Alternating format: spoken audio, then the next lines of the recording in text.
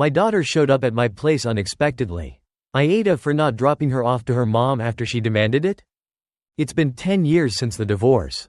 And though I've come to terms with it, the memory of how messy it was still lingers in the back of my mind. It wasn't one of those quiet separations where both people just agree they've grown apart. No, our divorce was the kind that burns through everything. There was shouting, long silences, and arguments that felt like they would never end. But through it all, the one thing we agreed on was our daughter, Lily. Lily was only 7 when we separated. She didn't fully understand what was happening, just that her home was being torn apart, and her parents wouldn't be living together anymore. At first, it was rough on her. The back and forth, the constant switching between houses, it was confusing. But over time, she adjusted. Kids do that, don't they? They adapt to things we can't even imagine enduring as adults. Somehow, she found a way to settle into the rhythm of our co-parenting arrangement. The deal we made was straightforward. She would stay with me for half of the month and with her mother for the other half. It wasn't easy in the beginning. Transitions like that never are. But Lily had insisted that she wanted to spend time with both of us. Even now, at 17, that arrangement remains in place. She still splits her time between our homes, refusing to choose between us. I think, in her mind, it's her way of keeping both parents in her life without feeling like she's betraying one of us. And as much as I hate to admit it, I've always been grateful for that. I don't know how I would have coped if Lily had chosen to stay with her mother full-time. She's been the one constant in my life since the divorce. Even though we don't always get along, teenagers, right? She's still my little girl. Watching her grow up has been both a joy and a heartache. Every time she leaves for her mother's house, there's this moment where the house feels too quiet, too empty. But when she comes back, it feels like everything is right again, even if just for a little while. The years since the divorce have had their ups and downs. Co-parenting isn't exactly a walk in the park, especially when you and your ex barely get along.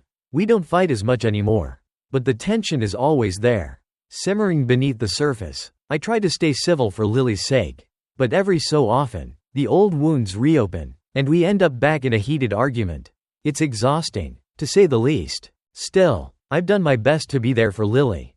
It's hard not to question yourself as a parent, though. You wonder if you're doing enough, if you're screwing them up without even realizing it.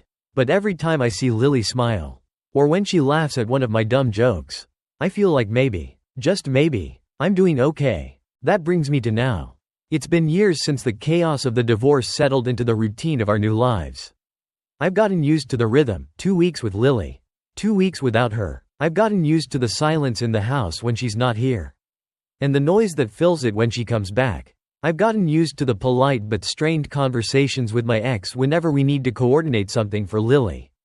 Everything has fallen into a kind of balance. Or at least, it had. When Lily showed up unexpectedly at my door today, I knew immediately that something was wrong. She doesn't usually come over without calling or texting first, and she's never just dropped by without letting me know. But today, there she was, standing on the porch, tears streaming down her face. I barely had time to register what was happening before I rushed to open the door. My heart was pounding, and 1,000 thoughts were racing through my mind.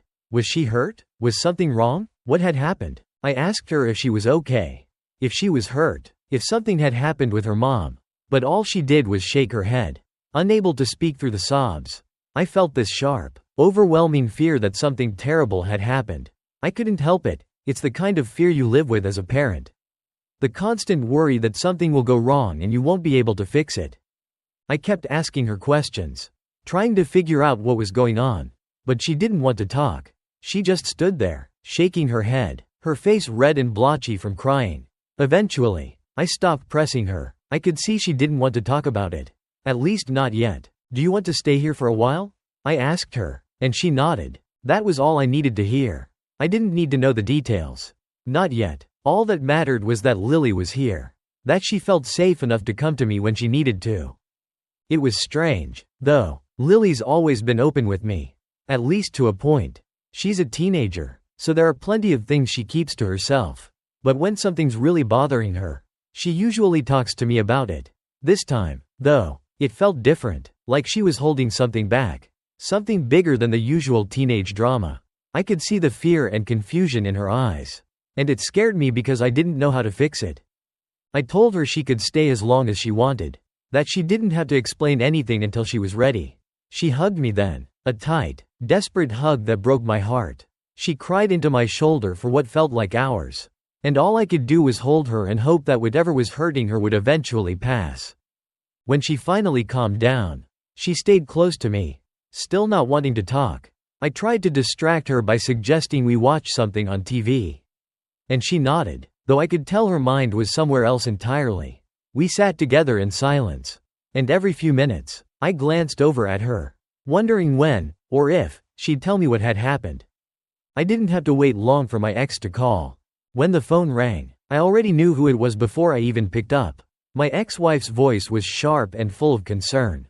She asked if Lily was with me. I told her yes, she was. Then she demanded that I bring her back immediately. I asked Lily what she wanted. Did she want to go back to her mother's place? She shook her head, her face pale and her eyes still filled with tears. She didn't want to go back. She didn't say why, but she was firm. She wanted to stay with me. When I told my ex that Lily wanted to stay, the conversation spiraled out of control. She accused me of keeping Lily from her, of manipulating the situation to turn our daughter against her. It wasn't the first time we'd had an argument like this, but it stung more this time because of the situation. I tried to explain that Lily was upset and needed space, but my ex wasn't hearing it. She threatened to take me to court, to get the custody agreement changed, to do whatever it took to get Lily back. The anger and frustration in her voice were palpable, but I wasn't going to back down. Not this time. I told her that I wasn't going to force Lily to leave if she didn't want to. And then, in a moment of frustration, I snapped. I yelled at her, told her to do whatever she wanted, but I wasn't going to let our daughter suffer just to appease her. I hung up before she could respond, my heart racing with anger and guilt. As I sat there, watching Lily curl up next to me on the couch, I felt the weight of what had just happened settle in. I had yelled at my ex-wife, the mother of my child. In a moment of frustration, I hated myself for it, even though part of me knew it had been building up for years. I felt bad, not just because I had lost my temper, but because I knew that no matter what, this situation was going to hurt someone. I just hoped it wouldn't be Lily. She was still sleeping by the time the sun went down, her face peaceful for the first time since she'd arrived. I watched her for a while, wondering what was going through her mind, and hoping that whatever it was, we'd get through it together. Because no matter how messy things got between me and her mom, one thing would always be true: I'd do anything for Lily. It had been a pretty normal day up until that point. I'd gone through my usual Saturday routine, grocery shopping, a bit of cleaning, maybe flipping through channels on the TV without actually watching anything. The kind of day that feels like it blends into all the other Saturdays before it, where nothing extraordinary happens, and nothing needs to. That's why I was completely caught off guard when the doorbell rang. I wasn't expecting anyone, not Lily, not friends, no one. I remember standing there for a moment, confused, thinking maybe it was a delivery. But when I opened the door, there she was, Lily, standing on the porch, eyes red and swollen, tears streaming down her face. My heart immediately sank. I knew something was wrong, something big. She's not the type of kid to cry easily. She's always had this tough, independent streak. She doesn't want people to see her vulnerable, doesn't want to admit when something's bothering her. So seeing her like that, broken, fragile, was like getting hit in the chest. Lily? Was all I could manage to say, my voice already tinged with panic. What happened? Are you okay? She didn't answer. She just stood there, her shoulders shaking, and I realized she was crying harder than I'd ever seen her cry before. 1,000 worst-case scenarios rushed through my mind. Was she hurt? Had something happened at school? Did someone do something to her? Was her mother okay? I didn't know where to start, and I had no idea what to do except get her inside and try to calm her down. Come in, I said, guiding her into the living room and sitting her down on the couch. What's wrong? Are you hurt? Is everything okay with your mom? I asked her questions, one after the other, but she just kept shaking her head, refusing to give me anything other than a simple no through her sobs. It was killing me not knowing what had happened. My mind kept jumping to the worst conclusions. But I didn't want to push her too hard. She was clearly overwhelmed, and the last thing I wanted to do was make it worse by bombarding her with questions. But at the same time, I needed to know, needed to make sure she was okay. I grabbed some tissues and handed them to her, trying to stay calm even though my heart was racing. "Take your time," I said, sitting down next to her. "You don't have to talk about it until you're ready." For a while, she just sat there, clutching the tissues and crying softly. Her body curled up like she was trying to make herself as small as possible. I felt helpless, like I was watching her drown and I didn't have a life preserver to throw her.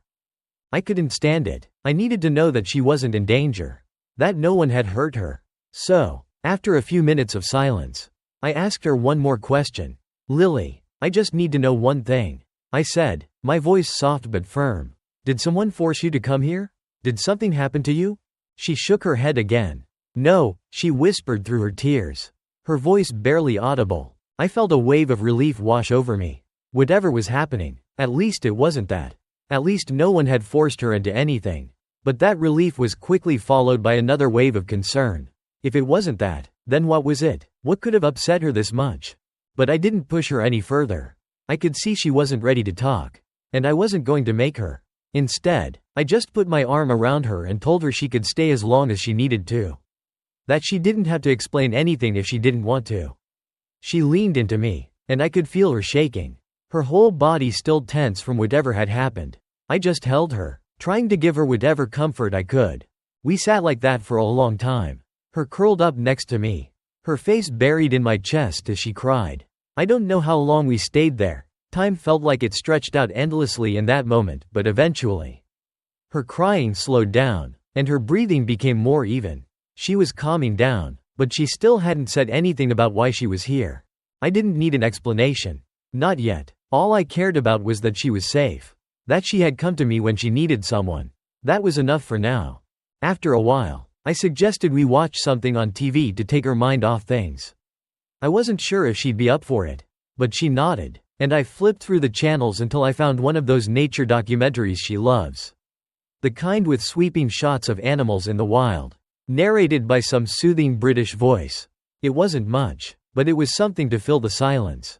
Something to give her mind a break from whatever was weighing on her. She stayed curled up next to me as the documentary played, but I could tell her mind was still elsewhere. Her body was still tense, her eyes distant. She wasn't really watching the screen. She was just there, and I had no idea what to do except sit with her. Let her know that I was there if she needed me. An hour or so passed like that. I was just starting to think she might finally be calming down when my phone buzzed on the coffee table. I glanced at it and saw her mother's name flash on the screen. My stomach dropped. Of course, her mom didn't know she was here. I hadn't even thought about that. My first instinct had been to take care of Lily. But now I realized I should have let her mother know what was going on. I answered the call, already bracing myself for whatever was coming. My ex's voice was sharp, cutting right through the calm I'd been trying to create. "Is Lily with you?" she demanded. No greeting, no small talk, just straight to the point. "Yes, she's here," I said, glancing over at Lily. Her face tensed up as soon as she heard her mother's voice. "Well, why didn't you tell me? She's not answering her phone. And I've been worried sick." Her mom snapped. "Bring her back, now." I felt a surge of defensiveness rise up in me. She was acting like I had stolen Lily. Like I had done something wrong by letting her stay here. I glanced at Lily again, and she shook her head, her expression pleading with me not to send her back. "I'm not going to force her to leave if she doesn't want to," I said, trying to keep my voice calm but firm. "She's upset, and she wants to stay here for now. She's 17. She doesn't get to just run away whenever she's upset." Her mother shot back, her voice rising. "I'm her mother. She needs to come home." I looked at Lily again. Her eyes were wide, filled with fear, and I knew there was no way I was going to make her go back if she wasn't ready. "She wants to stay here," I repeated. "I'm not going to make her go back if she doesn't want to." There was a brief silence on the other end of the line. And then my ex exploded. She called me names, accused me of trying to turn Lily against her, of keeping her away on purpose. She threatened to take me to court, to change the custody agreement, to do whatever it took to get Lily back. Her anger was palpable, but I couldn't back down. Not this time. I ended the call, my hands shaking with a mix of anger and guilt. I hated that it had come to this. That we were back in this place of hostility and accusations. I didn't want to fight with her, especially not over Lily, but I couldn't ignore what my daughter wanted. She needed me, and I wasn't going to let her down.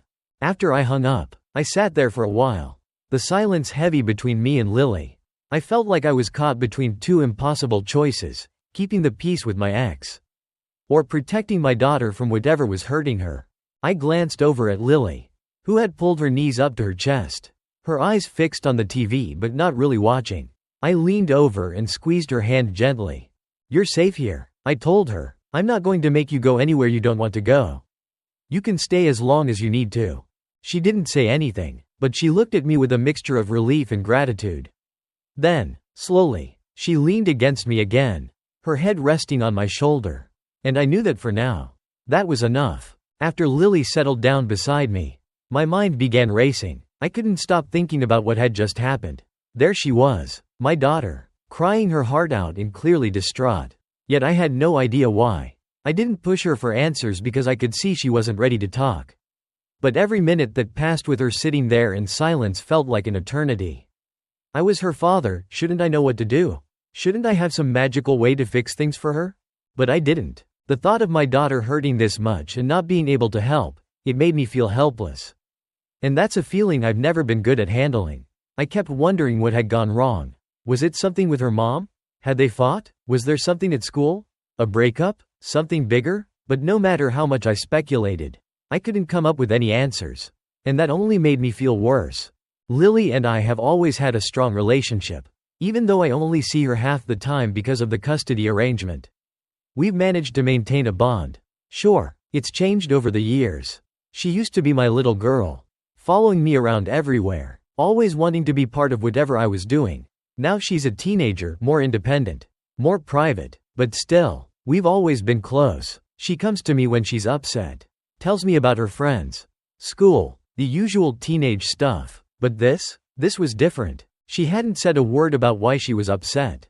And that worried me. When she didn't talk, it meant something was really wrong.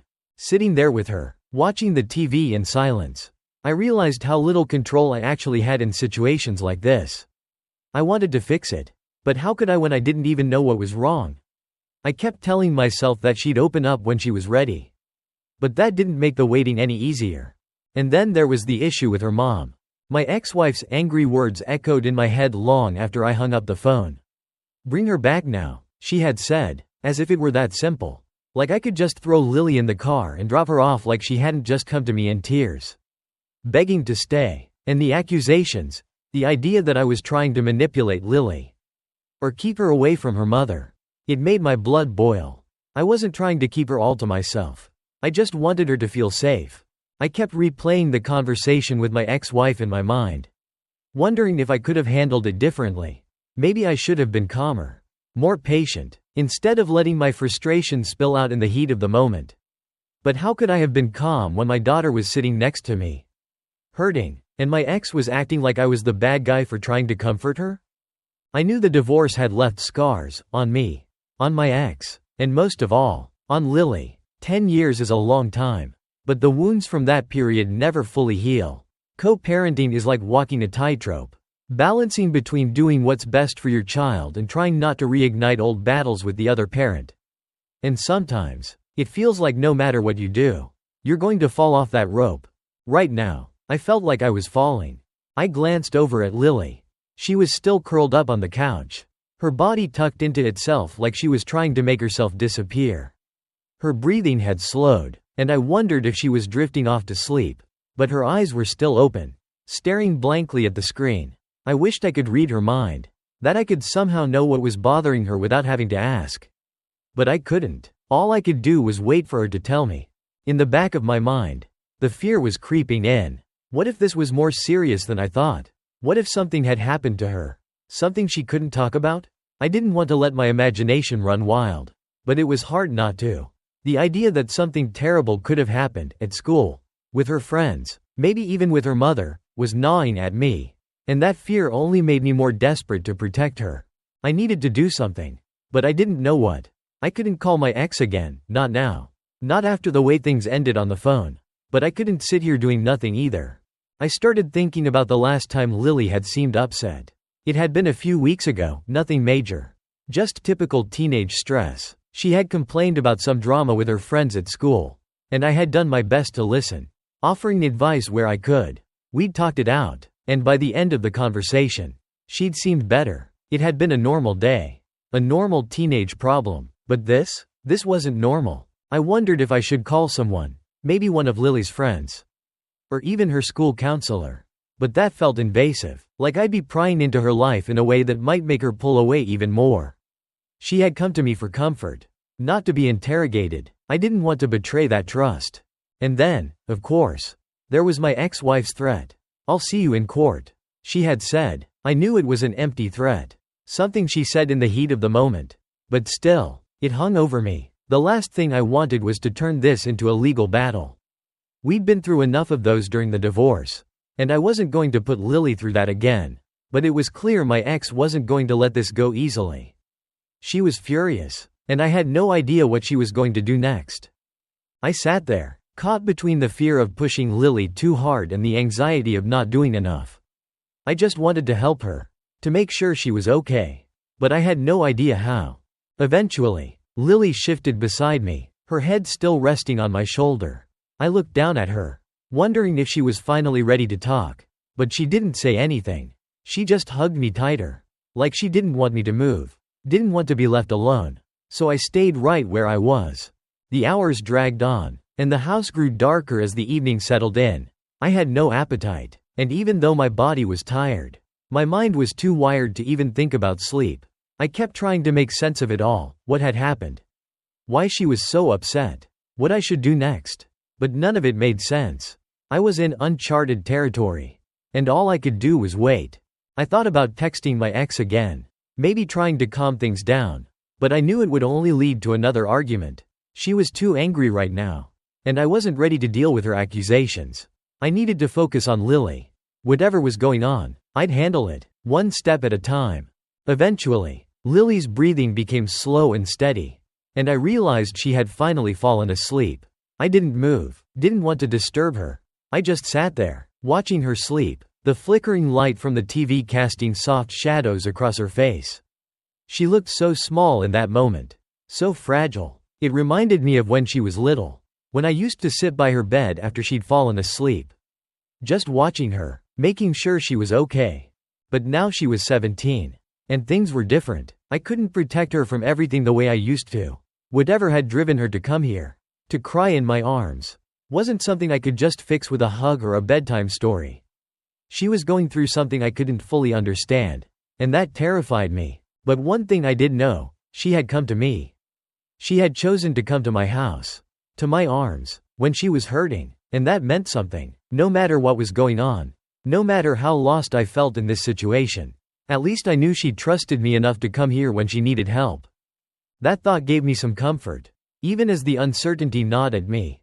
As I sat there, watching her sleep, I made a silent promise to myself. No matter what happened, no matter how messy things got with my ex, I would be here for Lily.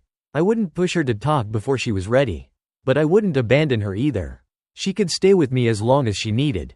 And I'd be there, waiting, ready to listen when she finally decided to open up. Because that's what being a father means.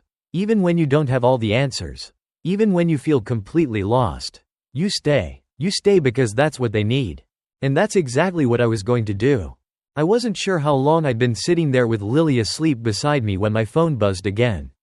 The light from the screen cut through the dim living room, casting an eerie glow over the coffee table. I glanced down and saw my ex-wife's name flash across the screen.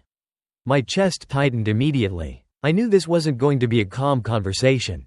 The earlier call had been bad enough. But now, I had to prepare myself for round two. Part of me wanted to ignore the call, to just let it go to voicemail. But I knew that would only make things worse. She wasn't going to stop until we addressed the situation. And if I avoided her, she'd probably show up at the house. That was the last thing I wanted, more drama, more conflict, especially with Lily in the state she was in. I carefully shifted out from under Lily's sleeping form, making sure not to wake her as I moved toward the hallway to take the call. I didn't want her to overhear any of this. I didn't want her to wake up to more tension between her parents. Taking a deep breath, I swiped the screen to answer. "Hello," I said, keeping my voice low and calm, though my heart was already racing.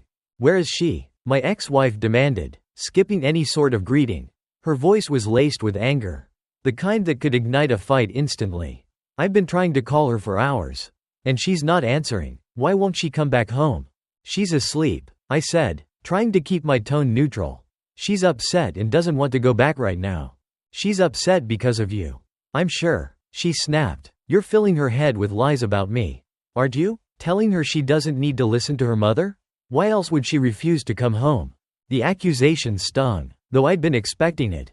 It's not like this was the first time she'd accused me of trying to undermine her. To turn Lily against her. But hearing it still cut deep. Like I was being accused of something unforgivable. I didn't respond right away. Trying to steady my breathing. Trying not to take the bait and escalate the situation. I needed to stay calm, for Lily's sake.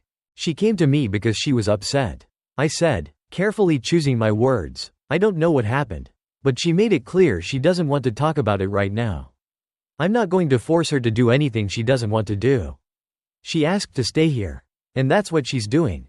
My ex-wife wasn't having it. You're unbelievable. You're always trying to be the good guy. Aren't you? You think you can swoop in and play the hero while I'm the bad guy? I'm her mother. And I'm telling you she needs to come home. You don't get to make that decision. The frustration in her voice was palpable. And I could hear the underlying fear too. As much as she was lashing out. I knew she was scared. Scared of losing control. Scared of whatever had happened between her and Lily that caused this rift. But none of that mattered to me right now. What mattered was that my daughter needed me. And I wasn't going to force her to leave when she clearly didn't want to. I'm not keeping her from you. I said firmly. I'm not trying to undermine you. But she's 17. And if she doesn't want to go back right now, I'm not going to drag her out the door. She needs space. Space? My ex shot back, her voice rising. What she needs is her mother. Not you trying to act like you're the only one who cares about her. You've been pulling this crap for years. Making yourself the favorite parent. And now, look at where we are. I felt my jaw clench. Anger bubbling up inside me. The favorite parent? Was that what she thought this was about? That I was somehow competing with her for our daughter's affection? The absurdity of it made me want to scream. But I bit back my frustration. Forcing myself to stay calm. Yelling wasn't going to help. It never did. This isn't about being a favorite. I said through gritted teeth. This is about what's best for Lily right now. And right now, she wants to stay here. She's not ready to talk about what's going on. She just needs some time. There was a long pause on the other end of the line. The silence heavy with tension. I could almost hear my ex-wife processing what I'd said. Weighing her options. I knew she wasn't going to give up easily. That wasn't her style. She'd fight for control until the bitter end. No matter what. But this wasn't something I was willing to compromise on. Finally, she spoke again. Her voice quieter but no less angry. I don't care if she wants time. I don't care if she's upset. She belongs here. With me. You don't get to keep her. I'm not keeping her. I repeated. I'm respecting her wishes. She's old enough to make her own decisions about where she wants to be. At least for tonight. Her voice cracked then. Just slightly. And for the first time, I heard something other than anger. I'm her mother. She's my daughter. I don't understand why she wouldn't want to come home. The emotion in her voice surprised me. And for a second, I almost felt sorry for her. Almost. But then I remembered how frantic Lily had been when she arrived at my doorstep. How broken she looked. And I knew I had to stay strong. Whatever had happened between them. It wasn't about me. It wasn't about who was the better parent. It was about Lily. I know you're worried, I said, softening my tone just a bit. But she's safe here. I'm not keeping her from you. When she's ready to talk, she'll talk. But right now, she needs some space. There was another pause. And this time it felt longer. More strained. My ex-wife's breathing was shallow. Like she was trying to hold back more anger, or maybe something else. Fear, maybe? I couldn't tell. I'll see you in court, she said finally. Her voice cold and sharp again.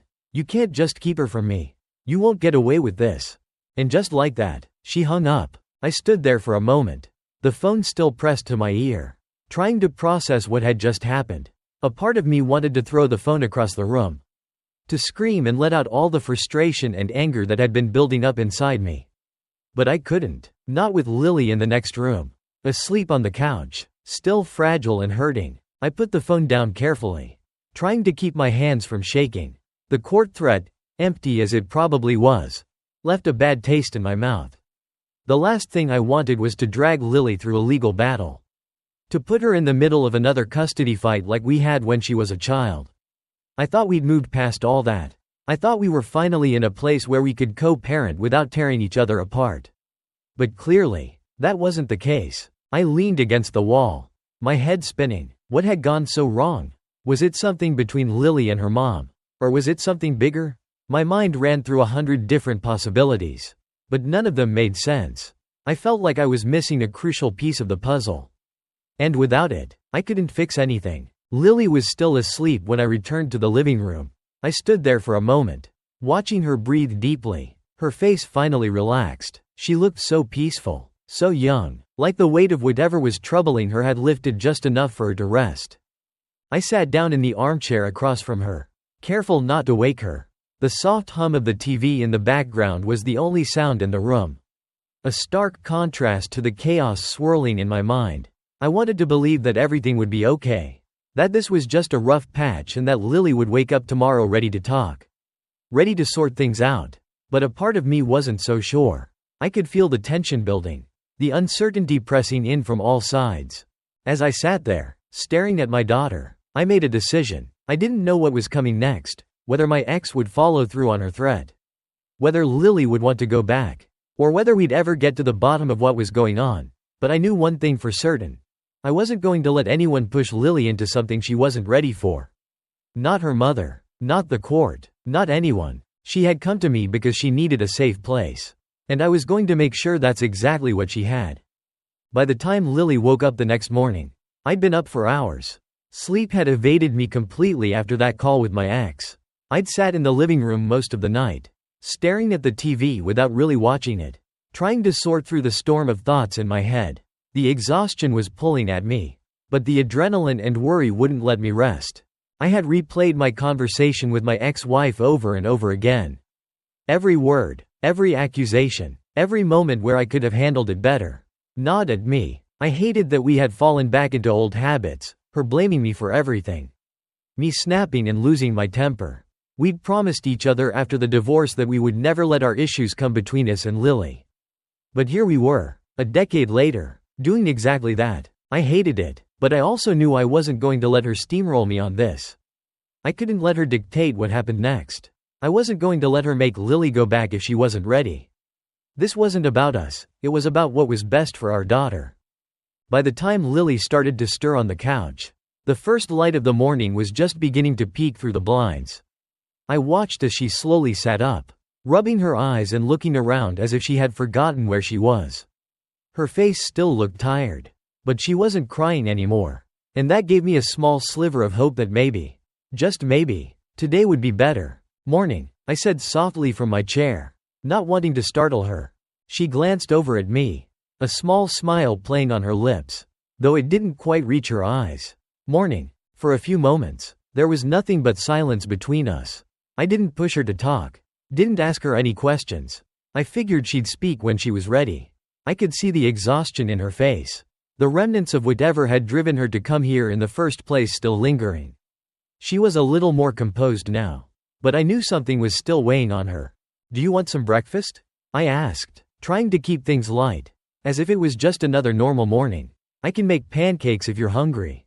Lily shook her head. "No, I'm not really hungry." I nodded, accepting her answer, though the father in me was already worrying. She hadn't eaten since she arrived, but I didn't want to press the issue. Right now, food wasn't the priority, making sure she felt safe was. Lily got up from the couch and stretched, looking around the living room like she was trying to figure out what to do next. I could tell she wasn't ready to talk yet. She was still processing whatever had happened, and I needed to give her the space to do that. But as much as I wanted to keep things calm, there was a huge elephant in the room that I couldn't ignore. I knew I had to tell her about the phone call with her mom. I couldn't keep it from her, especially after the way it had ended. She needed to know what was happening, even if it was going to upset her. "Lily," I began cautiously, "I need to talk to you about something." She looked over at me, her expression shifting slightly, as if she already knew what I was going to say. "Your mom called last night," I continued. "She's really worried about you. She wants you to come home." Lily's face tightened immediately, and she crossed her arms over her chest defensively. "I don't want to go back. she said, her voice sharp and full of emotion. I know, I replied, trying to keep my tone calm. I told her that you didn't want to go, and that you could stay here as long as you needed. But she's upset. Lily. She's worried, and she's not going to just let this go. Lily's jaw clenched, and I could see the frustration building in her eyes. Of course she's upset. She's always upset. She never listens to me. She only cares about what she wants, not about what I need. Her words hit hard, and I could feel the tension rising in the room. This was what I'd been afraid of. Whatever had happened between her and her mom, it had clearly pushed her to the breaking point. I didn't know the full story, but I could see how much pain she was in, and I knew I needed to tread carefully. I'm not trying to make you go back, I said gently. I just want to understand what's going on. Can you tell me what happened? Why did you come here? Lily looked away, her eyes focusing on the floor as she struggled with her emotions. For a moment, I thought she was going to shut down again, but then she spoke, her voice barely above a whisper. We got into a fight, she said. It wasn't anything new. We fight all the time. But this time, I just couldn't handle it anymore. I waited, letting her take her time, not interrupting her. She's always trying to control everything. Lily continued, her voice growing stronger. Every little thing I do, she has to have a say in. And when I try to push back, she gets mad, like I'm some kind of rebellious kid. I'm 17, I'm not a little kid anymore. But she treats me like I can't make any decisions for myself. Her words were pouring out now, and I could feel the frustration and anger in every syllable. She's been like this for years, Lily added, ever since the divorce. It's like she's constantly trying to prove something. She wants to be the perfect mom, but she doesn't get it. She doesn't understand that I need space, that I need to figure things out on my own. And when I tell her that, she just ignores me or gets angry. I could see the tears welling up in her eyes again, and my heart ached for her. I knew her mother could be controlling at times, she'd always been like that. Even during our marriage, but I hadn't realized just how much it was affecting Lily. I'd always tried to keep things neutral between them, not wanting to speak badly about her mom. But now I could see how much my daughter was struggling under the weight of it all. I just couldn't take it anymore, Lily said, her voice breaking. I needed to get out. So I came here. I reached out and took her hand, giving it a gentle squeeze. I'm glad you came here, I said softly. You can always come here. No matter what. You don't have to explain yourself or justify anything. This is your home too. She nodded, her lip quivering as she wiped away the tears that had started to fall. I don't know what to do, she whispered. She's going to freak out, isn't she? I sighed. She's upset. Yeah, but we'll figure this out. I'm not going to force you to go back if you don't want to. But your mom is worried, and we'll have to deal with that.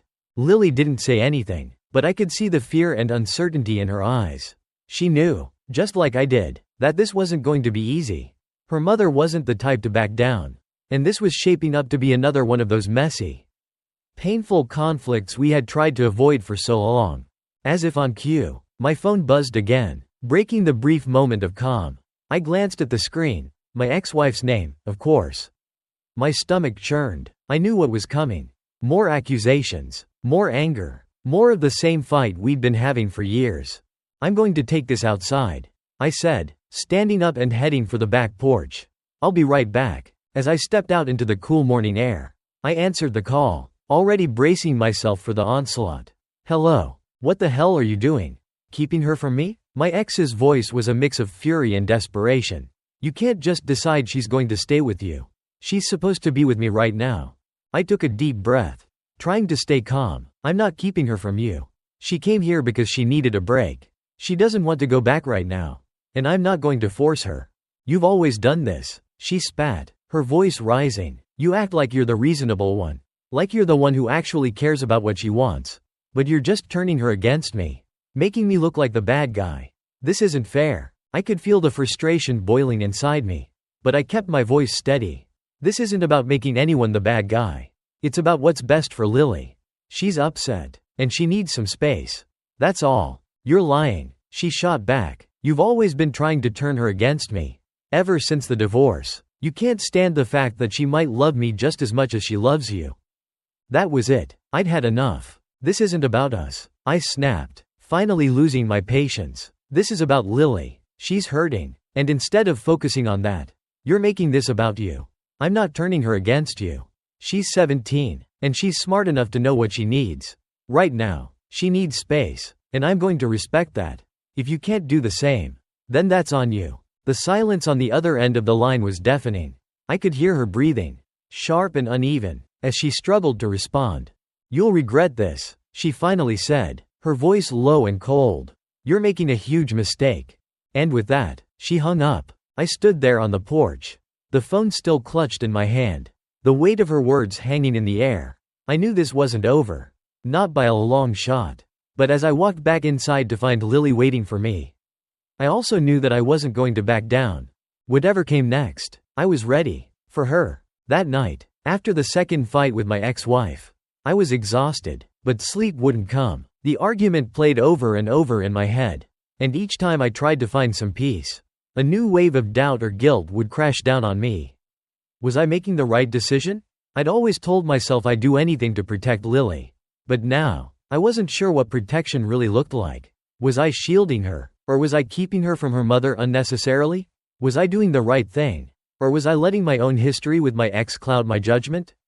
These thoughts tangled in my mind like a knot I couldn't untie, tightening every time I thought I was getting closer to an answer. I wanted to protect Lily, to give her a safe space away from whatever had upset her at her mom's. But I also didn't want to cause more tension in her life. I didn't want her to feel like she had to choose between her parents. I lay there in bed, staring at the ceiling, the room dark and still except for the low hum of the heater. Lily had gone back to sleep after I returned from the porch. Still visibly upset but calmer than she'd been before. I checked on her after the call.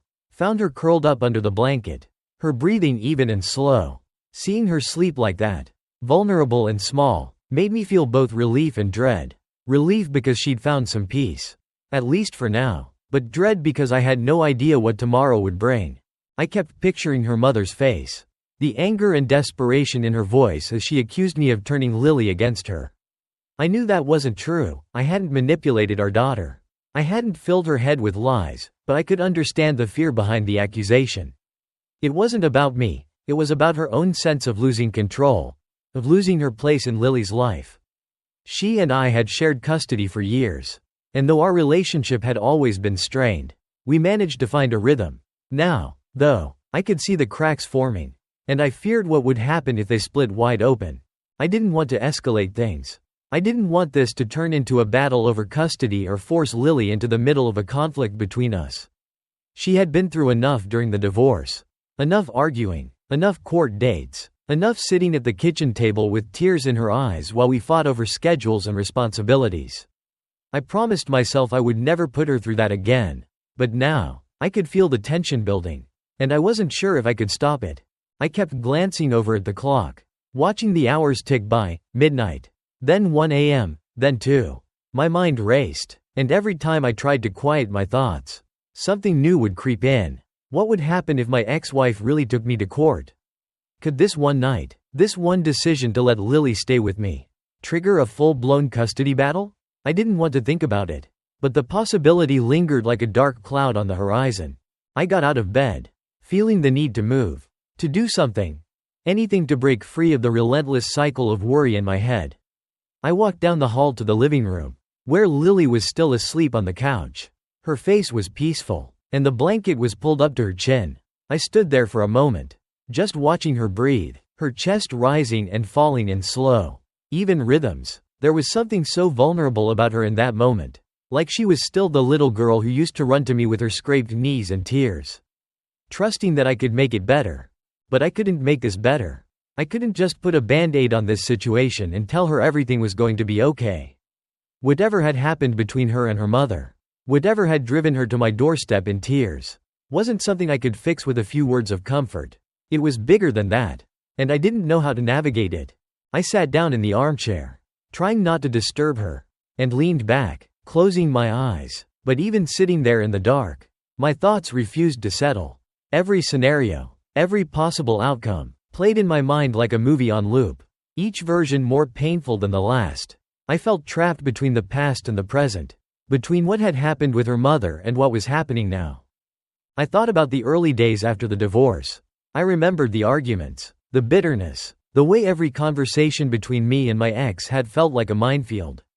Each word carefully chosen to avoid another explosion. We hadn't always been this way. Once upon a time, we had been in love, had believed in each other and in the life we were building together. But somewhere along the way, that had all fallen apart. And in the end, the only thing holding us together had been Lily. She was the one good thing that had come out of our marriage. The one thing we had both agreed to protect. No matter what, I thought I had done a good job protecting her, at least as good as I could, given the circumstances. But now, watching her sleep, I wasn't so sure. Had I failed her by not intervening sooner? Had I let things get this bad because I hadn't wanted to rock the boat with her mother? Or had I made things worse by getting involved now? The questions weighed on me, heavy and endless, as I sat there in the dark. Eventually, I must have drifted off, because when I opened my eyes, the first light of dawn was creeping in through the windows. I felt stiff, my back sore from sleeping in the chair. But I didn't care. I looked over at Lily, still sleeping soundly on the couch, and felt a small wave of relief. She was okay. At least for now, she was okay. I got up slowly, trying not to make too much noise, and went into the kitchen to make some coffee. I needed something to clear my head, something to help me face whatever was coming next. I poured myself a cup and leaned against the counter, staring out the window at the quiet street outside. The world was still and peaceful, as if nothing had changed. But inside, I knew everything was different. After a while, I heard the soft shuffle of footsteps behind me. I turned to see Lily standing in the doorway, her hair messy from sleep, her eyes still tired but a little more alert than they had been the night before. "Morning," I said, offering her a small smile. "How'd you sleep?" "Better," she said quietly, her voice still groggy from sleep. I nodded, feeling a little bit of the tension in my chest loosen. "Do you want some coffee? Or maybe something to eat?" She shook her head. "No, I'm okay." I could tell she was still processing everything, still carrying the weight of whatever had happened. But at least she seemed more calm, more centered. That was something. At least, I didn't want to push her to talk if she wasn't ready. But I also didn't want her to feel like she had to keep everything bottled up. "If you want to talk, I'm here," I said gently, pouring myself another cup of coffee. "You don't have to tell me anything. But if you want to, I'll listen." Lily hesitated for a moment, her eyes flicking to the floor, then back up to me. She opened her mouth as if she was about to say something.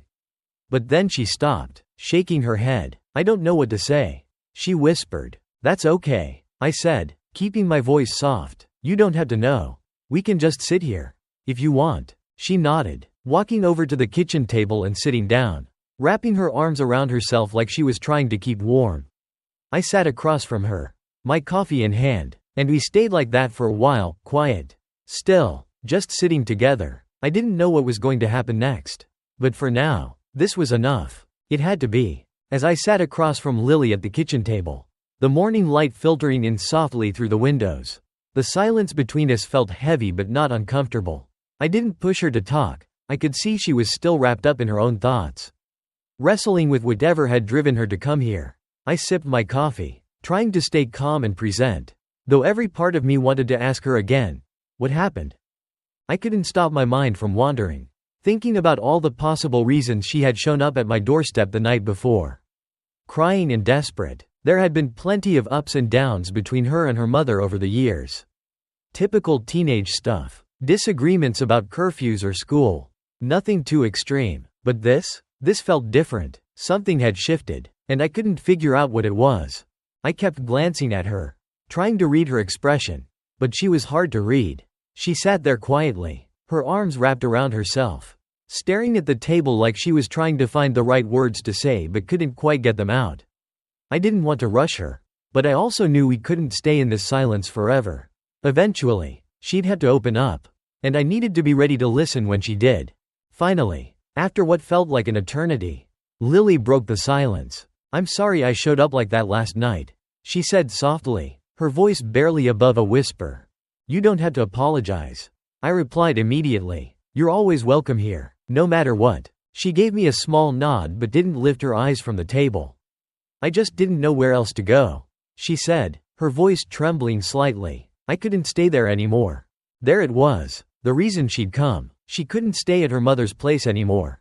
My stomach tightened, but I forced myself to stay calm. I didn't want to react too strongly. Didn't want to say anything that might make her feel pressured. I knew from experience that the wrong word could shut her down completely. What happened? I asked gently, leaning forward slightly, trying to keep my voice as neutral and supportive as possible. Lily hesitated again, biting her lip as she wrestled with whatever was going on inside her. We fought, she finally said, but it wasn't just a normal fight. It was bad, worse than usual. My heart sank. I had a feeling this was more than just a typical argument between a teenager and her mom. What was the fight about? She looked away, her eyes shifting toward the window, as if she was searching for an answer she didn't want to give. It was about everything, she said after a long pause. School, my friends, college, everything. It felt like she was just waiting to pounce on me. Like she had this long list of things I was doing wrong. And she couldn't wait to throw it all in my face. I could hear the frustration and hurt in her voice. And it broke my heart to see her like this. I knew her mother could be demanding, she'd always had high expectations. Especially when it came to Lily's future. But I hadn't realized it had gotten this bad.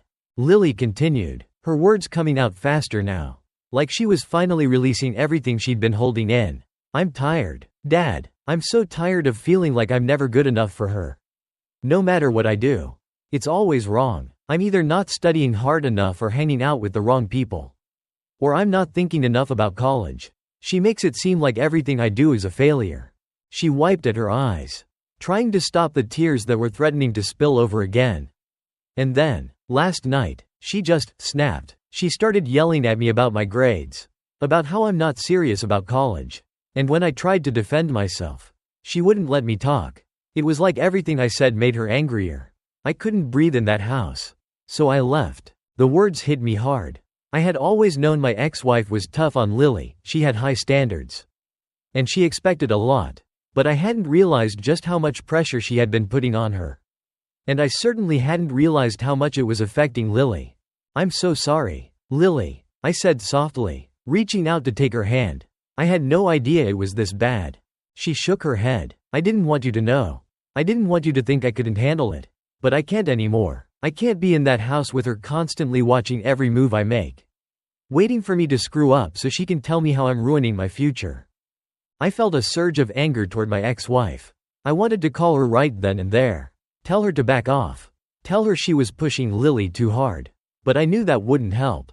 It would just make things worse. For both of them. Instead, I focused on Lily, trying to give her the support she so desperately needed. You're not ruining anything, I said firmly. You're 17, you're doing your best, and that's enough. Don't let anyone, your mom or anyone else, make you feel like you're failing. Lily sniffled, wiping her nose with the back of her hand. I don't know what to do. She admitted, I love her, but I can't stand being around her when she's like this. I don't want to go back. Not right now. You don't have to go back if you don't want to. I said, you can stay here as long as you need to. She looked up at me then, her eyes wide and full of uncertainty. But what about Mom? She's going to freak out if I stay here. I hesitated, knowing I had to be careful with my words. Your mom is upset. Yes, but this isn't about her right now. It's about you and what you need. You're old enough to make your own choices.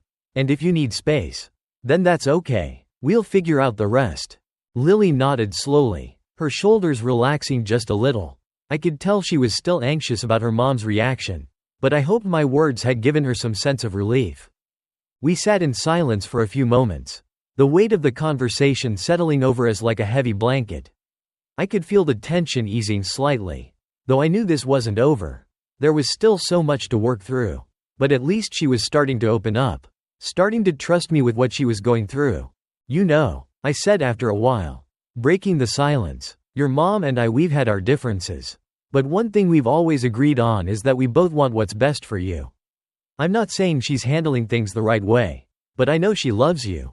She has a hard time showing it sometimes.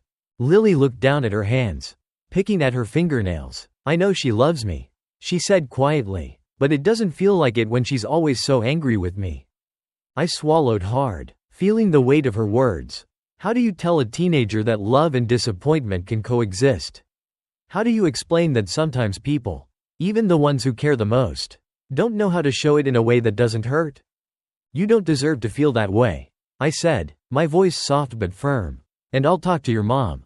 I'll make sure she understands how you're feeling. But in the meantime, I want you to know that you're not alone in this. I'm here for you. And I'm not going to let anything happen that makes you feel like you had to go through this on your own. She nodded again, a tiny flicker of relief passing over her face. Though I could tell she was still processing everything. I don't want to make things harder. She whispered. I just want to breathe. I felt a lump form in my throat at her words. The pressure she must have been under. The weight of expectations and the constant scrutiny. It had been building up for so long. And now it was all crashing down. And the worst part was, I hadn't even seen it coming. I had thought we were doing okay. That Lily was handling the balance between her mom and me. But clearly, she'd been carrying this burden alone for far too long. You don't have to worry about making things harder. I reassured her. We'll take it one step at a time. You're safe here, and you can stay as long as you need to. She didn't respond, but I could see her shoulders relax just a little more. It wasn't much, but it was a start. I knew we had a long way to go. But for now, this was enough. She was here, and she was opening up. That was all I could ask for. And I'd be ready to fight for her, no matter what came next. After my conversation with Lily, I felt like we were finally making some progress. She had opened up, told me what was going on between her and her mother. And I had reassured her that she didn't have to go back if she wasn't ready. But as much as I wanted to believe that things were going to calm down, I knew better. The real storm was still brewing. And I could feel it approaching, looming on the horizon. Sure enough, not long after Lily went back to the couch to rest, my phone rang again. This time, the call was no surprise. My ex-wife's name lit up on the screen, and my stomach tightened. I braced myself for another round of accusations and anger, knowing that whatever she had to say wasn't going to be easy to hear. I stepped outside onto the porch to take the call, not wanting Lily to overhear. The crisp air hit me as soon as I opened the door. A sharp reminder that I needed to stay cool, calm, and collected, no matter what was about to come out of my ex's mouth. Hello? I answered, keeping my voice as steady as I could. Are you happy now? She snapped, skipping the pleasantries altogether. You've got what you wanted. She's staying with you, and she's refusing to come home. You must feel pretty good about yourself. Huh? I closed my eyes for a moment, trying to keep my frustration from boiling over. I knew where this was going. And I knew I had to handle it carefully. If I let her pull me into a shouting match, we'd be right back where we started. And that wouldn't help anyone. This isn't about me, I said as calmly as I could manage. This is about Lily. She's upset. She told me what happened last night. And she needs some space. Space? My ex shot back, her voice dripping with sarcasm. She doesn't need space. She needs boundaries. She's 17. And she thinks she can just run away from home and do whatever she wants because you're always there to coddle her. I clenched my jaw, trying not to take the bait. She didn't run away, I replied. She came here because she didn't feel like she could stay there right now. She's overwhelmed. She's feeling a lot of pressure. And she just needs some time to figure things out. Oh, please, she scoffed. This is exactly what I was talking about. You've always let her get away with everything. You never make her face the consequences of her actions. No wonder she thinks she can just hide out at your place whenever things get hard. The anger in her voice was familiar. And it brought back memories I'd rather not revisit. Memories of the way our marriage had started to unravel. Of the constant fights about how we should parent Lily. Back then, I had always tried to stay calm, to avoid turning disagreements into full-blown arguments. But now, it felt like we were right back in that same cycle. And I couldn't afford to lose my temper. Look, I said, taking a deep breath, I understand that you're upset. I get that this isn't easy for you. But Lily is struggling right now. She feels like she's under a lot of pressure. And she's not handling it well. Yelling at her and forcing her to come home isn't going to help. We need to listen to her, not push her into doing something she's not ready for. My ex let out a bitter laugh. Listen to her? You think I haven't been listening? I listen to her every day. And all I hear are excuses. Excuses for why her grades aren't where they should be. Excuses for why she's not taking college seriously. Excuses for everything. And you just let her off the hook. Like none of it matters. That's why she's with you right now, because she knows you'll let her get away with it. I felt my pulse quicken. She wasn't getting it. She wasn't seeing that Lily wasn't running away from responsibility. She was running from the constant pressure and the feeling that nothing she did was good enough. I could understand that my ex wanted the best for Lily. But this approach, this relentless push to be perfect, wasn't going to work. It was only driving her away. I'm not letting her off the hook, I said firmly. But she's not a robot. She's not going to succeed by being pushed to the breaking point. She needs support, not constant criticism. Oh, so I'm the villain now? She snapped. I'm the bad guy because I want her to have a future? Because I expect her to take her education seriously? You act like I'm the problem. But maybe you're the problem. With your laid-back attitude and your everything will work out nonsense. You're making her soft. She'll never make it in the real world if she keeps running to you every time things get tough. I was getting nowhere with her. She wasn't listening, and all I could hear in her words was fear. Fear that Lily wouldn't live up to the expectations she had set for her. Fear that she would fail. And in some twisted way, my ex was trying to protect her by being hard on her. But she didn't see the damage it was doing. I'm not trying to undermine you, I said, trying to keep my voice steady. I'm trying to make sure that Lily feels supported. You and I both want what's best for her. We just have different ways of going about it. But right now, what she needs is space. And I'm going to give her that. You're going to give her space? She echoed, her voice rising. And what am I supposed to do? Just sit here and wait for her to come back when she's good and ready? That's not how this works. I'm her mother. She belongs with me. I know you're her mother, I said softly, trying to de-escalate. But she's almost an adult. She's allowed to make some decisions for herself. And right now, she's decided she needs time. I'm not keeping her from you. I'm just giving her what she's asking for. There was a long silence on the other end of the line. I could hear her breathing, heavy and uneven, like she was trying to calm herself down. You always think you know best, she said finally, her voice quieter now, but still laced with bitterness. You always act like you're the rational one, like you're the one who really understands her. But you don't. You don't see what I see. You don't see how lazy she's gotten, how little effort she's putting into her future. And now, you're just going to reward that by letting her stay with you. Free of consequences. I wanted to argue. I wanted to tell her that she was wrong. That Lily wasn't lazy. That she was just overwhelmed. But I knew it wouldn't matter. My ex was locked into her version of events. And no amount of reasoning was going to change her mind. We need to work together on this, I said instead, trying a different approach. Lily needs both of us. She needs to know that we're on the same page. That we're both here to support her, not tear each other down. Fighting about this isn't going to help her. It's just going to make things worse. Another long silence. I could almost feel her anger simmering on the other end of the line. But I also sensed something else, something that felt like exhaustion. Maybe she was as tired of this as I was. Maybe she was starting to realize that fighting wasn't the solution. She can stay with you for now, she said finally, her voice clipped but resigned. But this isn't over. She's coming home eventually. And when she does, we're going to have a serious conversation about her future. You can't keep sheltering her from reality. I'm not sheltering her, I said softly. I'm just giving her time. Time, she repeated bitterly. We'll see how much time she needs before she comes running back. With that, she hung up. I stood there for a moment, staring at my phone, my body tense from the conversation. I had won a small victory in getting her to agree to let Lily stay with me. But it didn't feel like a victory. It felt like a temporary ceasefire, with the real battle still looming ahead. I walked back inside, the tension still weighing heavy on my shoulders.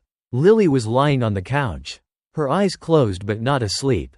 She opened them when she heard me come in, and I could see the worry in her face. Was that Mom? She asked quietly. Yeah, I said, sitting down in the armchair next to her. She's still upset, but she's agreed to let you stay here for now. She wants to talk when you're ready. But there's no rush. Lily nodded, her face softening just a little. Thanks, Dad, she said, her voice barely above a whisper. I gave her a small smile. I'm here for you, Lily, no matter what. She didn't say anything else. But the relief in her expression was enough for me. I knew we still had a long way to go. And that this situation with her mom wasn't over. But for now, we had some breathing room. And that was something. As the days passed, the tension in the house began to ease. But the weight of the decisions I had to make still hung heavy over everything. Lily stayed with me, and though she didn't talk much about her mom or the fight they had, I could tell she was beginning to feel more at ease here. It wasn't perfect. There were still moments when I'd catch her staring off into the distance. Her face creased with worry, but at least she seemed calmer. More in control of her emotions. I, on the other hand, was anything but calm. My mind kept circling back to the conversation I'd had with my ex-wife. The accusations, the frustration, and the looming sense that this was far from over. I knew my ex well enough to understand that she wasn't going to let this go easily. She'd agreed to let Lily stay with me for the time being. But there was no telling how long that would last. I felt the pressure building. The anticipation of another confrontation. Another battle over what was best for our daughter. But for now, I was focused on Lily. I wanted to give her the space she needed. To make sure she felt safe and supported. I tried not to bring up her mom too much, knowing that the subject was still a sore spot for her. But I also didn't want her to think I was ignoring the problem. This wasn't just about giving her a place to escape, it was about helping her figure out how to move forward. One night, about a week after she had first shown up at my door, we sat down for dinner. It was a simple meal, pasta and salad. Nothing fancy, but it felt significant because it was one of the first times we'd actually sat down together. Just the two of us. Without the tension of the previous days hanging over us. Lily picked at her food a bit, clearly still deep in thought. But she seemed more relaxed than she had in days. I wanted to check in with her, to see how she was feeling. But I didn't want to push too hard. Instead, I let the conversation flow naturally, hoping she'd open up on her own. "How was school today?" I asked, keeping my tone light. "It was fine," she said, shrugging. "Nothing special. Do you have any big projects coming up?" She shook her head. "Not really. Just the usual stuff." We fell into a comfortable silence for a few moments, and I could see her glancing at me out of the corner of her eye. Like she was waiting for me to say something. I knew she was probably expecting me to bring up her mom again. To talk about what would happen next. But I wasn't going to force it. "Not yet. Dad," she said suddenly, breaking the quiet. "Do you think Mom and I will ever, get back to normal?" The question hung in the air, and I could see the uncertainty in her eyes. The way she was searching for some kind of reassurance. I swallowed hard, trying to think of the right words to say. I didn't want to lie to her, but I also didn't want to make her feel like the situation was hopeless. "I think it's going to take time," I said carefully. "Things might not go back to exactly how they were before, but that doesn't mean they can't get better. You and your mom both care about each other. But right now, there's a lot of hurt on both sides. It's going to take some work, and maybe some tough conversations. But I do think it's possible for things to get better." Lily nodded, though she still looked unsure. I don't know how to talk to her anymore. Every time I try, it feels like she's not listening. Like she's already decided what she wants me to do. And if I don't agree, she gets mad. I could hear the frustration in her voice. And I understood it. I'd been on the receiving end of those conversations with her mom more times than I could count. But I also knew that her mom wasn't a bad person. Just someone who wanted the best for Lily but didn't always know how to show it in a way that didn't feel controlling. "I know it's hard," I said, trying to be as supportive as possible. "But I think part of what's happening is that your mom is scared. She wants the best for you. And sometimes that fear makes her push too hard. It doesn't mean what she's doing is right. But it does mean that she's not coming from a place of anger. She's coming from a place of worry." Lily frowned. "But why can't she just trust me? I'm not trying to mess up my life. I know school is important. And I know I have to think about college. But I also need some space to figure things out. It's like she thinks if she doesn't control every little detail, I'm going to fail." I sighed. "I think it's hard for her to let go of that control. She's used to being the one in charge. And now that you're getting older and more independent, it's probably scary for her to realize she can't control everything anymore." Lily was quiet for a moment, processing what I'd said. "I guess," she murmured, though I could tell she wasn't completely convinced. "You're not doing anything wrong," I added. "You're doing exactly what you should be doing, figuring out who you are and what you want. That's part of growing up. But sometimes, parents have a hard time adjusting to that." She nodded again, her expression softening slightly. "I just don't want to go back to how things were. I can't handle it." "I get that," I said gently. "And you don't have to go back to the same situation. You have a say in this too. If things aren't working, you and your mom will need to figure out a new way to communicate. A way that works for both of you. And I'll help however I can." "Thanks, Dad," she said quietly, looking down at her plate. We finished dinner in relative silence. But I could tell that Lily was feeling a little more at ease. She hadn't solved all of her problems, but she'd taken a step in the right direction. And that was enough for now. Later that night, after Lily had gone to bed, I found myself sitting on the couch, thinking about the next steps. I knew we couldn't keep things in limbo forever. Eventually, I'd have to talk to my ex-wife again, and we'd have to figure out a plan for how to move forward. But I still didn't know how to approach it. I picked up my phone, staring at it for a long time before finally dialing her number. I knew I had to do this, but I didn't want to. I didn't want to get dragged into another fight. Didn't want to hear the accusations and the anger all over again. But I couldn't avoid it any longer. She picked up after a few rings. "What do you want?" she said, her voice cold. I took a deep breath, trying to keep my tone calm. "I think we need to talk." "About what?" "About Lily. About how we move forward from here."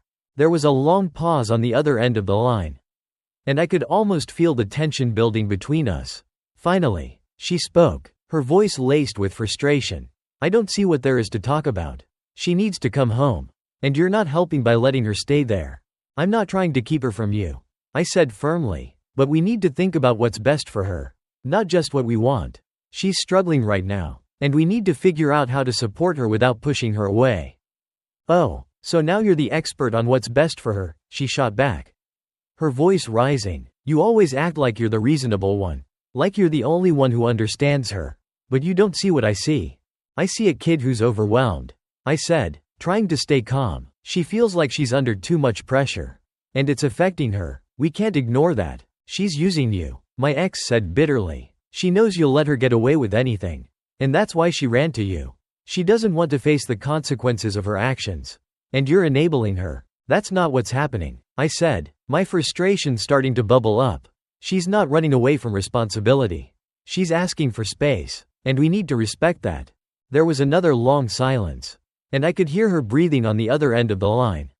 Sharp and angry. "Fine," she said finally, her voice cold. "You handle her, then, but don't come crying to me when she screws up her life." She hung up before I could respond. I sat there for a long time, staring at my phone, the anger and frustration swirling inside me.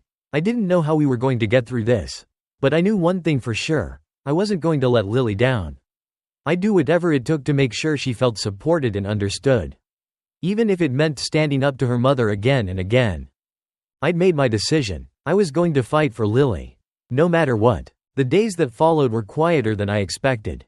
Lily continued to stay with me, and although we didn't have a set timeline for when she'd return to her mother's house, I could see that she was starting to settle into the calm. She spent more time in her room, reading or working on school assignments, but she seemed lighter somehow, like a weight had been lifted off her shoulders. I hoped that being away from the constant pressure she felt at her mother's house was giving her the space she needed to breathe, to think, and to just be herself. But that peace was fragile, and I knew it. Every day, I expected another call from my ex, another barrage of anger and accusations. But the calls didn't come. Maybe she was giving us some space, or maybe she was waiting for the right moment to pounce. But either way, I was grateful for the temporary calm. Lily and I started to fall into a routine. We'd eat dinner together most nights, sometimes chatting about her day, other times just enjoying the quiet. I didn't push her to talk about her mom or what had happened. But every now and then, she'd mention something, usually in passing, that gave me a glimpse into what she was still processing. One evening, as we sat down for dinner, Lily looked up from her plate, her brow furrowed slightly. "Do you think Mom hates me?" she asked suddenly. The question hit me like a punch to the gut. "What?" I asked, shocked. "Of course not. Why would you think that?" She shrugged, staring down at her food. "I don't know. Sometimes it just feels like no matter what I do, it's never enough. Like she's always disappointed in me." I felt a tightness in my chest. The same frustration and sadness I'd felt every time she'd opened up to me about the struggles with her mom. I hated that she felt this way, that she thought for even a second that her mother didn't love her. "Lily, your mom doesn't hate you," I said softly. "She loves you more than anything. She has a hard time showing it in a way that makes you feel that love." She didn't look convinced, and I understood why. When you're constantly feeling judged or criticized, it's hard to believe that the person doing the criticizing cares about you at all. "I think your mom puts a lot of pressure on you because she wants you to succeed," I continued. But that doesn't mean she's disappointed in you. She just doesn't always know how to express what she's feeling. I know it's hard, and I know it doesn't always feel fair. But I can promise you that she doesn't hate you. She's just scared. Scared of what? Lily asked, her voice barely above a whisper. Scared of losing control, I said, choosing my words carefully. Scared of watching you grow up and make decisions for yourself. Scared that if she doesn't push hard enough, you won't have the future she's imagining for you. It's not an excuse for how she's been acting, but I think that's where it's coming from. Lily was quiet for a long time, and I could see the wheels turning in her head. She was trying to process everything, trying to make sense of the complicated relationship she had with her mother. I wished I could make it easier for her, but I knew this was something she'd have to work through on her own. All I could do was be there for her, to offer her support and understanding. After a few moments, she sighed and pushed her plate away. I don't want to be mad at her, she said softly, but I don't know how to stop feeling like this. I nodded, understanding completely. It's okay to be mad, I said. You don't have to pretend everything's fine if it isn't. But you also don't have to carry that anger forever. It's about finding a way to understand each other, even if you don't always agree. That takes time, and it takes a lot of work. But you'll get there. She didn't say anything else, but I could see that my words had given her something to think about. I didn't expect an overnight change in how she felt about her mom. But I hoped that she would eventually come to a place where she could see her mother's actions for what they were. Misguided attempts to protect her, rather than personal attacks. Over the next few days, I noticed a subtle shift in Lily's mood. She seemed more at peace with herself, more willing to talk about her future without the tension that had clouded those conversations before. We talked about her plans for college, about the things she was passionate about, and I could see that her excitement was starting to return. She wasn't just doing these things because she was supposed to. She was starting to rediscover what she wanted for herself. One afternoon, she came into the living room and sat down next to me. Her face serious. I think I want to talk to Mom, she said, her voice steady but tentative. I looked at her, surprised but also proud. Are you sure? She nodded. Yeah, I've been thinking about what you said. And I think I need to try. I don't want things to stay like this forever. My heart swelled with pride. But I didn't let it show too much. That's a big step, I said. Do you want me to be there with you when you talk to her? She shook her head. No, I think I need to do it on my own. I smiled at her, feeling a surge of admiration for her strength. Okay, just remember that you don't have to rush anything. Take your time. She gave me a small smile in return. And for the first time in a long time, I felt a sense of hope. Maybe this was the beginning of a new chapter for Lily. A chapter where she could start to heal the relationship with her mom. Even if it wasn't perfect. The next day, Lily asked me to drive her to her mom's house. As we pulled up to the curb, I could see the tension return to her body, her hands gripping the seat belt tightly. I turned to her, giving her a reassuring smile. You don't have to do this if you're not ready. I reminded her. I'm ready, she said, though her voice wavered slightly. I don't know what's going to happen. Whatever happens, I'm proud of you, I said softly. You're brave for even trying. She nodded, unbuckled her seatbelt, and opened the door. I watched as she walked up to the front door, her shoulders straight, but I could tell she was nervous. As much as I wanted to go with her, I knew this was something she needed to do on her own. I waited in the car for what felt like hours, though it was probably only about 30 minutes. My mind was racing, wondering how the conversation was going, whether it was going well or if they had fallen into another argument. I tried not to assume the worst, but I knew how fragile things were between them. Finally, the door opened, and Lily emerged. She looked tired, her eyes a little red, but there was a sense of calm about her that hadn't been there before. She walked back to the car slowly, and as she got in, I could see the weight of the conversation etched into her face. How'd it go? I asked carefully. Lily let out a long breath. It was hard, really hard. We argued a little, but we talked more than we fought. She listened, at least more than I thought she would. I smiled, feeling a wave of relief wash over me. That's good. It's not perfect, she added quickly, but I think we both understand each other a little more now. She promised to try and ease up, and I promised to be more honest with her. I don't know if it'll stick, but it's a start. I reached over and squeezed her hand. That's all you can ask for, a start. Lily nodded, and for the first time in what felt like forever, I saw a genuine sense of peace in her eyes. It wasn't a total resolution, but it was a step toward healing, toward rebuilding something that had been broken for so long. As we drove back home, I realized that this was the real work of being a parent, not just protecting your child from the world, but helping them navigate it, helping them face the tough conversations, the difficult emotions, and the complex relationships. I couldn't fix everything for Lily, but I could stand by her as she figured it out for herself. And that was enough. The ride home after Lily's conversation with her mom was quiet but comfortable. There was a sense of calm between us that hadn't been there for weeks. Maybe even months. I kept glancing over at her, not wanting to pry, but curious about how she was feeling. She looked tired, emotionally drained, but also lighter. Like a huge weight had been lifted off her shoulders.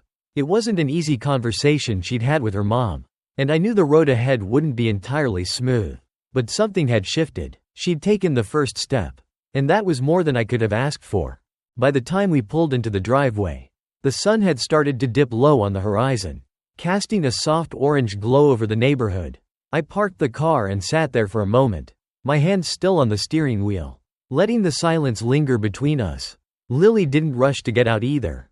It felt like we were both taking a moment to absorb what had happened, to breathe in this rare moment of peace. Lily finally broke the silence. "I don't think things will ever go back to how they were before," she said quietly, her voice thoughtful. "But I'm okay with that." I nodded, still staring out at the fading light. "That's probably true," I said, turning to look at her. "But it sounds like you and your mom are finding a new way forward. And that's what matters." She smiled faintly, though it didn't quite reach her eyes. "I hope so. We're both so stubborn. I don't know if we'll ever really understand each other. But I think we're both trying." That's more than I thought we'd get to. I didn't want to push her too much for details. But I was curious. "Do you feel better about the whole situation?" She thought about it for a moment, then nodded. "Yeah, I do. It wasn't perfect, and we definitely argued, but I feel like she actually heard me this time." I told her how much pressure I was feeling, how it was making me feel like I wasn't good enough. And she actually apologized. I didn't expect that. Hearing that made my heart ache a little. I knew her mom loved her, but I also knew how hard it was for her to let down her guard and admit she might have been wrong. Apologizing wasn't easy for either of us, especially after the divorce, when everything felt like a battle for control. But it sounded like my ex was making an effort, too, and that meant more than I could put into words. "That's a big step for both of you," I said softly. "It takes a lot of courage to have those conversations. I'm really proud of you for facing it head on." Lily shrugged, her smile becoming a little more genuine. "I didn't really have a choice. I couldn't keep pretending everything was fine when it wasn't. That's a lesson a lot of people never learn," I said, half joking but also serious. "It takes a lot of strength to be honest with yourself and with the people you care about." She glanced over at me, her eyes searching mine for a moment. "Thanks, Dad, for everything, for letting me stay here, for talking to me, for just being there." Her words caught me off guard. I knew she appreciated it, but hearing her say it out loud made me realize just how much this experience had affected her. I reached over and squeezed her hand. "Always, Lily, I'm always here for you." She nodded, and we both got out of the car. Heading inside, the house felt warm and inviting. And for the first time in a long time, it didn't feel like a place of refuge from chaos, it just felt like home. Lily disappeared into her room, and I headed to the kitchen to make something for dinner, feeling a sense of peace that had been missing for too long. The days that followed were quiet but steady.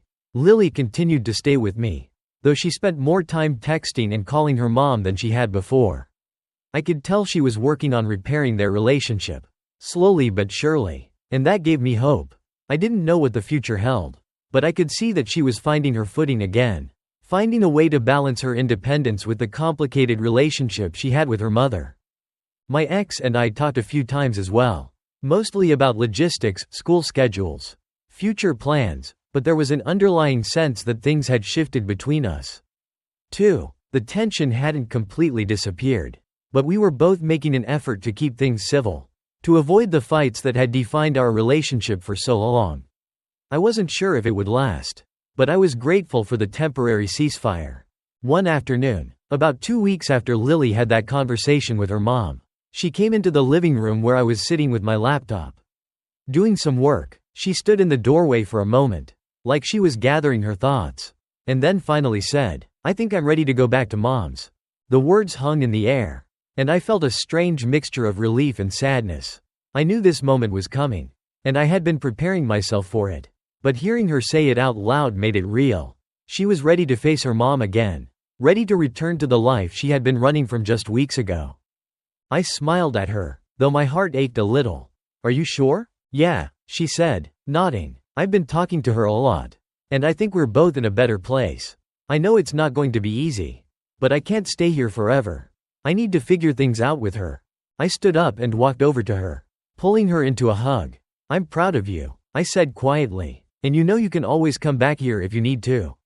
You don't have to wait until things get bad." She hugged me tightly, resting her head against my chest for a moment. "I know," she whispered, "but I think I need to try." We packed up her things that afternoon. It wasn't much, just a few bags she had brought with her when she left her mom's, but it felt significant. It felt like she was packing up more than just clothes and books. She was packing up the pieces of herself that had been scattered over the last few months, trying to put them back together in a way that made sense. When we drove to her mom's house, the air between us was filled with quiet anticipation. I didn't say much, and neither did she, but I could tell that she was ready. She was nervous, but she was ready. When we pulled up to her mom's house, I saw my ex waiting by the door, her arms crossed, but her face soft. She looked tired, like the last few weeks had taken a toll on her. But there was something else there, too, something that looked a little like hope. Lily got out of the car and turned to me before closing the door. "Thanks again, Dad," she said, her voice steady, "for everything." I nodded, giving her a small smile. "I love you, kiddo. You've got this." She smiled back, then turned and walked up to her mom, who opened the door for her. They exchanged a few quiet words, and then Lily disappeared inside. I sat in the car for a moment, staring at the house, feeling the mix of emotions swirling inside me. Pride, sadness, hope. I knew this wasn't the end of the story. There would be more challenges ahead. More difficult conversations, more moments of uncertainty, but for now, it felt like a step in the right direction. As I drove away, I realized that this was what parenting really was. It wasn't about fixing everything or making sure your child never experienced pain. It was about being there for them, guiding them through the tough moments, and helping them find their way, even when the path wasn't clear. I couldn't protect Lily from everything, but I could be there when she needed me. And that, I realized, was enough. Life wasn't perfect, but it was moving forward. And that was all I could ask for.